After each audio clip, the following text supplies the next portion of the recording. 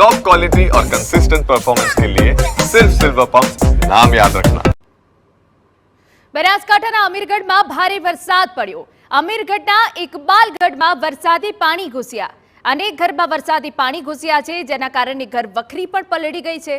ઘૂંટણસમા પાણીમાં લોકો ચાલવા મજબૂર બન્યા છે। આપને દ્રશ્યો બતાવી રહ્યા છે અમીરગઢ ગામના। અમીરગઢમાં ઇકબાલગઢ કે જે સૌથી વધારે અસરગ્રસ્ત થયું છે ભારે વરસાદને પગલે।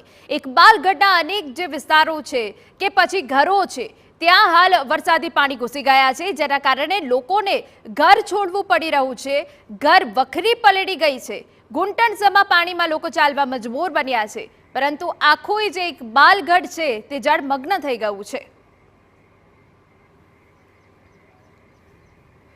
તો આપને દ્રશ્યો બતાવી રહ્યા છે કે જ્યાં બનાસકાંઠામાં વહેલી સવારથી ભારે વરસાદ પડ્યો છે। રેડ એલર્ટને પગલે અમીરગઢમાં સૌથી વધારે જે અસરગ્રસ્ત થયું છે ઇકબાલગઢ છે કે જે સ્થાનિક જે વિસ્તાર છે તે જળમગ્ન થઈ ગયા છે। અનેક ઘરોમાં વરસાદી પાણી ઘૂસ્યા છે। ઘર વખરી પલળી ગઈ છે। લોકો પોતાના ઘર છોડવા મજબૂર બની ગયા છે। ઘૂંટણસમા પાણીમાં લોકો ચાલવા મજબૂર બન્યા હોવાની હાલ તો વિગતો મળી રહી છે, પરંતુ વરસાદ બનાસકાંઠા માટે કહેર બનીને વરસી રહ્યો છે।